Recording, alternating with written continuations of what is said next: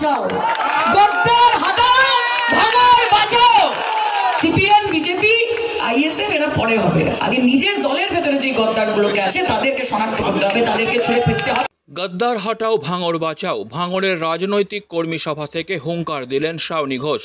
দক্ষিণ 24 পরগনা জেলার ভাঙড় বিধানসভা তৃণমূল কংগ্রেসের ডাকে বিজয়গঞ্জ বাজারে রবিবার এক রাজনৈতিক কর্মী সভা অনুষ্ঠিত হয়। উপস্থিত ছিলেন যাদবপুর লোকসভা কেন্দ্রের তৃণমূল সাংসদ শাওনি ঘোষ এবং জেলার একাধিক বিধায়ক।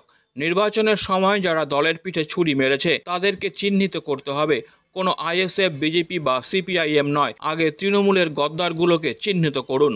যারা শওকত মোল্লার সামনে বলেছে দাদা তোমার সঙ্গে আছি, শওকত মোল্লা চলে যাওয়ার পর বলে কে শওকত মোল্লা, চিনি না আমি। আপনারা যতদিন আমাদের সঙ্গে আছেন, কারণ ক্ষমতা চারে মমতা ব্যানার্জি কা বাল भी बाका नहीं कर सकेंगे। आप कौन है भाई, है कौन? আর আবার কি বলেছি, গদ্দারকে শনাক্ত করুন। যারা দলের নাম খারাপ করছে, যারা গোলাবাজি, তোলাবাজি, মানুষকে ভুল বোঝানো, অভিষেক দার নাম নিয়ে, মমতাদির নাম নিয়ে, শওকত দার নাম নিয়ে মনে করছে যে তারা অনেক বড় লিডার হয়ে গেছে, তাদেরকে বলবো যে ভাই ये तो बस ट्रेलर है, पिक्चर अभी बाकी है। বেশি উড়ো না, অতিবার বাড়লে দানা কিভাবে কাটতে হয় সেটা আমাদের দল খুব ভালো মতো জানে। নাম না করে শওকত মোল্লাকে পাশে বসিয়ে আরাবুল সহ তার অনুগামীদেরকে গদ্দার বলে হুঙ্কার দিলেন তৃণমূল সাংসদ। উল্লেখ্য, গত কয়েকদিন ধরেই ভাঙড়ে তৃণমূলের গোষ্ঠীদ্বন্দ্ব প্রকাশ্যে আসছে। এবার ভাঙড়ের কর্মী সভা থেকে প্রকাশ্যে নাম না করে আরাবুল ইসলামকে হুঁশিয়ারি দিলেন তৃণমূল সাংসদ। একই সঙ্গে তিনি আরাবুল ইসলামকে নাম না করে গদ্দার বলেও কটাক্ষ করেছেন।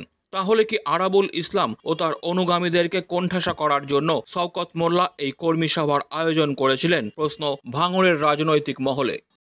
ভাঙড়ে তৃণমূলের শত্রু তৃণমূল কেন হবে? ঘরের শত্রু বিভীষণ বলে একটা কথা আছে, জানেন তো? আমরা সবসময় বলি যে ফিল্টারটা বাইরে থেকে করার আগে ভেতর থেকে করতে হবে। মানুষের চোখে মুখে যেটা আছে সেটা যে অন্তরে থাকতে হবে তার কোনো মানে নেই। কাজে তৃণমূলের কাছে এটাও চ্যালেঞ্জ, যেরকম বিজেপি, আইএসএফ, সিপিএম এর সঙ্গে লড়াই করতে হবে। যদি তৃণমূলে এমন কোনো এলিমেন্ট থাকে যারা পরোক্ষভাবে বা প্রত্যক্ষভাবে দলকে ক্ষতিগ্রস্ত করার চেষ্টা করছে, তাদের বিরুদ্ধে ব্যবস্থা করতে হবে। নাম করে শওকত মোল্লার বদনাম করার চেষ্টা করছেন আরাবুল, কি বলবেন? কি বলবো, দল বিরোধী কাজ বলবো। শওকত মোল্লা বিগত 3 বছর ধরে যেরকমভাবে ভাঙড়কে সময় দিয়েছে, পরে থেকে ইলেকশন করেছে, ভাঙড়কে একটা পার্টি থেকে একটা পরিবারে পরিণত করেছে ভাঙড় তৃণমূল কংগ্রেসকে। ভাঙড় তৃণমূল কংগ্রেস একটা পার্টি নয়, ভাঙড় তৃণমূল কংগ্রেস একটা পরিবার, এবং শওকত মোল্লা সেটার অভিভাবক। কাজে ভাঙড়বাসীর কাছে শওকত মোল্লার কি অ্যাকসেপ্টেন্স, সেটা যদি অন্য কারোর মেনে নিতে কষ্ট হয় তাহলে সেটা তার সমস্যা। শওকত মোল্লাকে হারবাদ করলেন আরাবুল। এখন উনি কি বলছেন না বলছেন সেটা নিয়ে আমি মন্তব্য করতে চাই না। ভাঙড়ের মানুষ শওকত মোল্লা, মমতা ব্যানার্জি, অভিষেক ব্যানার্জি এবং ভাঙড় তৃণমূল কংগ্রেসের উপর আস্থা রেখেছেন। সেটা নির্বাচনের ফলে আপনারা দেখতে পেয়েছেন, 2026-এ পুনরায় দেখতে পাবেন। ভাঙড়ে তো এক শ্রেণীর তৃণমূল কর্মীদের উপর হামলা হচ্ছে লাগাতার। ভাঙড়ে সেটা হতেই থাকে। আমরা কলকাতা পুলিশকেও এটা নিয়ে জানিয়েছি। আমরা চেষ্টা করবো যাতে সবাইকে প্রোটেক্টেড এবং সুরক্ষিত রাখা যায়।